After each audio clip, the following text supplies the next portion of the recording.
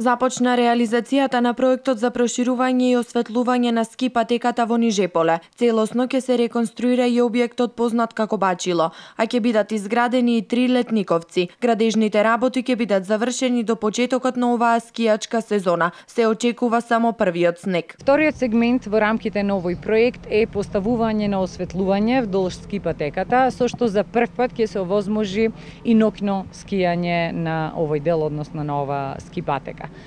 Морам да нагласам дека за нас како институција овој проект е исклучително важен и го работевме со голема посветеност и со голема радост, бидејќи станува збор за објект во кој што не е инвестирано повеќе од 25 години, односно од неговата изградба. Со реконструкцијата зимско-летниот туристичко-рекреативен центар Нижеполе станува подобро место за одмор и рекреација, како и место кое ќе привлекува поголем број на посетители. Како што гледате на делови ќе работите се при крај.